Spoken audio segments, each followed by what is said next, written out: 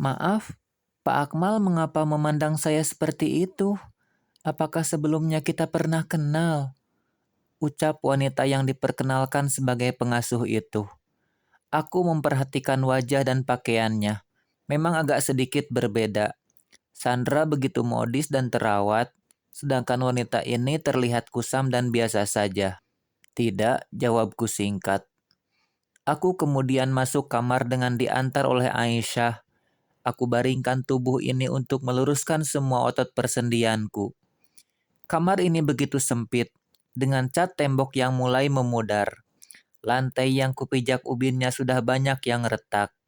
Tiang penyangga juga sudah mulai rapuh. Mengapa Aisyah memilih rumah kontrakan ini sebagai tempat tinggal kami? Tak adakah yang lebih bagus dari ini? Jangan lupa minum obatnya dulu sebelum tidur, Mas, ucap Aisyah di sela-sela lamunanku. Aisyah mungkin sedang memperhatikan aku yang sedang bingung ini. Iya, ucapku disertai dengan anggukan kepala. Aku berharap setelah minum obat dan tertidur, nanti aku akan bangun kembali di kehidupanku yang sebenarnya. Haha, bodoh ya Akmal itu. Mau saja kita tipu. Pasti dia sekarang sedang bingung deh. Lihat gak tadi ekspresi wajahnya? Lucu banget kan? Tapi kasihan Mas Akmal. Aku takut dia menjadi gila benaran. Halah, ngapain mikirin kondisi dia? Dia aja gak mikirin kondisimu kok. Iya, Tante benar. Sekali-kali kita buat jerah dia. Buat dia menjadi gila benaran kalau perlu. Tapi, Tak ada tapi-tapian. Ini demi kebaikanmu juga. Biar dia merasakan apa yang kamu rasakan. tak sengaja ku dengar percakapan mereka dari balik pintu kamar. Mereka tak sadar kalau aku sudah terbangun dari tidurku. Dadaku memanas. Ternyata mereka semua telah menipuku. Sandiwara mereka begitu sempurna. Hampir saja aku benar-benar percaya kalau aku ini sudah menjadi gila. Aku keluar dari balik persembunyianku. Tak tahan dengan semua ini. Bersiap menuangkan segala emosi yang mulai memburu di dadaku. Oh, ternyata ini yang kalian rencanakan. Bagus ya. Aku bertepuk tangan menghampiri mereka. Sejenak mereka terdiam, namun mereka malah tertawa setelah melihat kehadiranku. Baguslah kalau kau sudah tahu yang sebenarnya, jadi kami tak perlu capek bersandiwara. Kembaran bapak dengan ketus berbicara padaku. Apa mau kalian? Ucapku dengan mata mulai memerah. Kami mau kau hancur. Kembaran bapak selalu jadi yang terdepan menantangku. Punya masalah apa dia kepadaku? Mengapa dia ikut campur masalah ini? Aisyah, tak cukupkah kau membuatku menderita selepas kepergianmu? Apalagi yang kau inginkan dariku sekarang, ha? Aku menatap ke dalam mata Aisyah yang mulai berembun. Aku tahu Aisyah hanya terhasut oleh mereka. Aisyah tak mungkin berani menyakiti orang lain. Aku tahu aku pernah berbuat salah, tapi apa tak adakah kesempatan untukku memperbaiki semuanya? Allah saja maha pemaaf, mengapa kita sebagai hambanya tak mau saling memaafkan? Aku berharap Aisyah mengerti maksud ucapanku itu. Jangan lemah Aisyah, jangan terpengaruh oleh ucapannya. Dia hanya berpura-pura. Orang seperti dia sampai mati pun tak akan bisa berubah. Kembaran bapak itu sungguh menjengkelkan. Dia yang sudah mempengaruhi Aisyah tetapi malah aku yang dituduhnya. Tante Aisyah, ingat tujuan awal kita. Aku sudah banyak membantumu, jangan sampai kau berubah haluan. Sandra mulai ikut bicara. Diam kau Sandra, jangan ikut campur urusanku dengan Aisyah. Mulai saat ini kau kutalak. Sekarang kau bukan istriku lagi. Ucapku dengan penuh amarah. Tak masalah om, tak rugi kok aku berpisah denganmu. Karena aku sudah mendapatkan semua yang ku mau. Ucapnya dengan tertawa jahat. Apa maksudmu? Maksudnya, aku sudah mendapatkan semua hartamu. Tak masalah jika setelah ini kau membuangku, kau yang rugi bukan aku. Lagi pula aku tak benar-benar hamil kok. Kau tertipu, haha. Selamat menjadi gembel, Om. Sandra tertawa terbahak-bahak di sela ucapannya. Ternyata ini maksud mereka memindahkanku ke rumah kumuh ini. Aku dibuang dari rumahku sendiri, Sungguh tega mereka. Sandra, keterlaluan kau. Kukepalkan tanganku dengan hati memanas.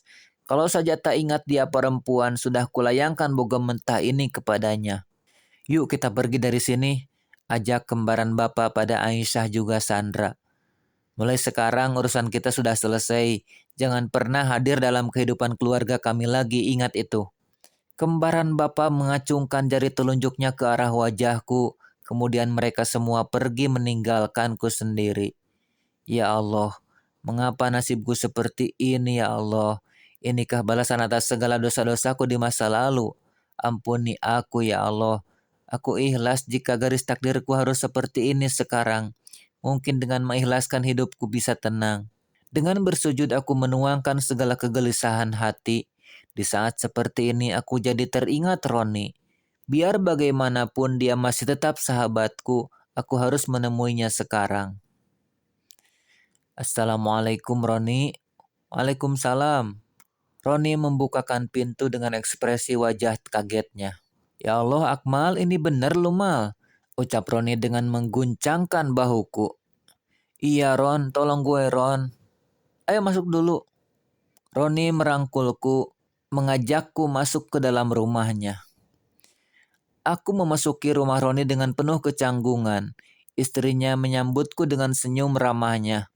Roni terlihat baik-baik saja dengan istrinya. Padahal istrinya tahu Roni pernah menyakiti hatinya namun istrinya memaafkan. Aku ingin Aisyah bisa memaafkanku seperti istrinya Roni yang memaafkan semua kesalahan masa lalunya. Bukankah kita hidup untuk masa depan bukan untuk masa lalu? Oh ya bro, maafin kesalahan gue yang dulu ya. Gue pernah mau menghancurkan hidup lu. Gue sadar masa lalu tak akan membuat hidup kita tenang. Ucap Roni membuka percakapan. Gue juga minta maaf Ron. Dulu gak pernah dengerin nasihat lu. Sekarang hidup gue sengsara Ron. Harta gak punya. Anak istri gak ada. Bahkan banyak yang benci dan dendam sama gue sekarang. Gue bingung harus gimana Ron. Ucapku dengan penuh putus asa. Kembali pada jalannya. Hanya Allah satu-satunya penolong kita, bertaubatlah. Hatiku bergetar saat Roni mengucap kata itu. Tak terasa butiran bening keluar begitu saja dari neteraku. Sudah tak perlu menangis. Masa saja gua neon nangis sih.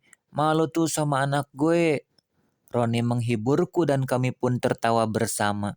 Kini aku mulai meniti hidupku kembali. Semenjak dipecat dari perusahaan, aku memulai usaha dengan berjualan baju koko dan perlengkapan sholat, baik secara online maupun offline. Aku sudah belajar ikhlas. Aisyah sudah memilih jalan hidupnya sendiri. Mungkin kini ia sudah bahagia hidup bersama Dokter Wahyu. Namun mengapa perasaanku kali ini tak enak ya? Rasanya rindu sekali dengan anak-anak. Tanpa berpikir panjang, aku bersiap untuk pulang ke kampung halaman Aisyah untuk menjenguk anak-anak. Tak peduli nantinya mereka semua akan menerimaku atau tidak. Mobil travel yang aku gunakan berhenti tepat di halaman depan rumah Aisyah. Aku turun dari mobil dengan tubuh bergetar. Terlihat ada bendera kuning terpasang di depan halaman rumah. Siapakah yang meninggal? Aku tak mau salah mengira lagi seperti dulu saat aku kesini melihat ada janur kuning. Kukira Aisyah yang akan menikah. Tanpa melihat nama yang tertera di janur kuning, aku masuk dan merusak acara mereka. Kini aku harus lebih teliti lagi. Sebelum masuk, ku coba lihat nama yang tertulis di bendera kuning itu. Kubaca tanpa berkedip, takut kalau netra ini salah. Tapi setelah berkali kubaca, tak ada yang berubah. Nama yang tertulis di bendera kuning itu tetap menunjukkan tulisan yang sama. Innalillah wa inna ilaihi raji'un. Seketika semua persendianku lemas tak berdaya. Kakiku rasanya tak kuat menahan beban tubuhku sendiri. Tidak mungkin. Aku berteriak di tengah orang berduka seperti orang gila saat mengetahui yang meninggal itu adalah Aisyah. Aku berlari ke dalam rumah, berharap belum terlambat melihat jenazah Aisyah untuk yang terakhir kalinya. Aku tahu tak seharusnya aku menangisi istri orang, tapi biar bagaimanapun ia tetaplah ibu dari anak-anakku, wanita yang pernah singgah di hatiku dan memberi warna di hidupku. Aku hanya ingin tahu mengapa Aisyah bisa meninggal secepat ini. Apakah dia sakit, kecelakaan, atau ada hal lainnya? Kulihat di sekitarku, tak ada sosok suami Aisyah. Kemana dia? Mengapa ia tak berada di sini mendampingi jenazah Aisyah? Apa yang terjadi dengan Aisyah? Mengapa ia bisa sampai meninggal? Aku berteriak kepada semua keluarga yang berada di sini, namun tak ada satu orang pun yang menjawab. Mereka semua hanya diam membisu, menangis dan terseduh. Siapa yang bisa jelaskan ini semua? Aku berteriak kembali, namun tak ada juga yang berani bersuara. Mengapa kau tahu Aisyah meninggal? Padahal kami semua tak ada yang mengabarimu, ucap kembaran bapak heran. Firasat, dan atas izin Allah yang membawaku ke sini, ucapku tegas. Sayup terdengar iringan suara pembacaan Yasin yang dilakukan oleh orang-orang yang datang melayat. Om, yang sabar ya. Ikhlaskan Tante Aisyah. Maafkan kami ya. Jika dulu pernah menyimpan dendam kepadamu. Ini adalah surat untukmu sebelum Tante Aisyah meninggal. Sandra menghampiriku dengan menyentuh bahuku. Sepertinya Sandra sudah berubah. Aku memang pernah salah menikahinya. Menikah secara siri tak ada cinta, tak pernah saling menyentuh. Yang ada hanya rasa ambisi terselubung di antara kita. Surat apa ini? Ucapku heran. Bacalah. Sandra menyuruhku membacanya. Kubuka surat itu perlahan, membaca isi di dalamnya. Assalamualaikum Mas Akmal. Saat kau membaca surat ini mungkin aku telah tiada. Maafkan aku yang dahulu saat jadi istrimu selalu membangkang. Aku juga memaafkanmu yang dahulu pernah berbuat zalim terhadapku. Aku tahu kau lelaki baik, pekerja keras juga setia. Namun, kau hanya kurang memperdalam ilmu agama sehingga kau tak tahu cara memuliakan seorang wanita. Jika nanti kau menikah lagi, aku harap kau bisa memuliakan istrimu seperti kau memuliakan ibumu. Kuserahkan hak asuh anak-anak kepadamu. Semoga kau amanah menjaga titipan Allah itu. Aku hanya ingin berpesan, hidup ini terlalu singkat untuk sebuah penyesalan. Cintai mereka yang menyayangimu, maafkan dan lupakan mereka yang menyakitimu. Yang kau harus tahu, satu kali aku dilahirkan, satu kali aku mati, dan satu orang yang aku cintai seumur hidupku yaitu kamu. Selamat tinggal, Mas. Semoga Allah mempertemukan kita di surganya kelak. Berbahagialah dan selalu berbuat baiklah. Salam sayang, Aisyah. Setelah selesai membaca surat itu tanpa henti air mata terus saja menetes membasahi pipi. Sampai kertas yang sedang kupegang basah terkena tetesan air mataku ini.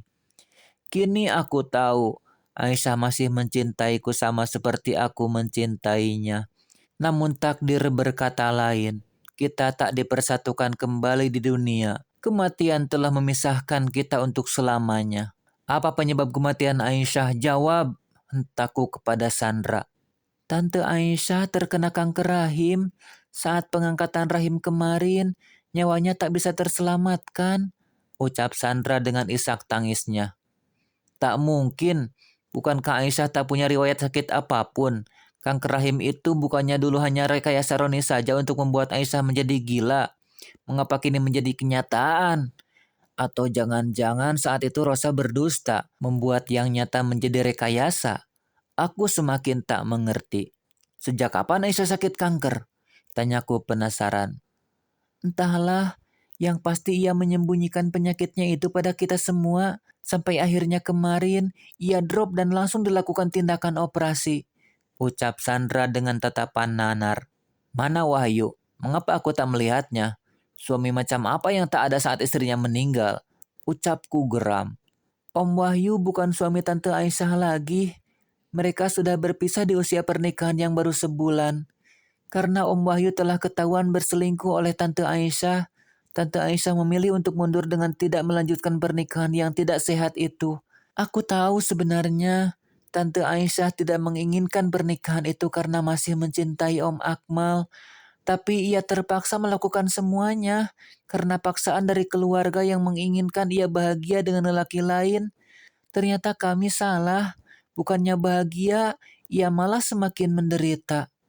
Dadaku bergemuruh. saat Sandra menceritakan semua tentang Aisyah.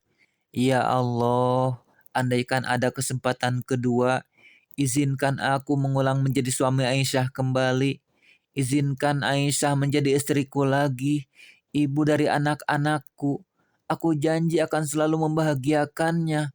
Takkan kubiarkan satu air mata menetes lagi di pipinya. Aku berharap akan ada keajaiban walau rasanya itu hal mustahil. Aisyah, bangun sayang. Jangan tinggalkan aku seperti ini.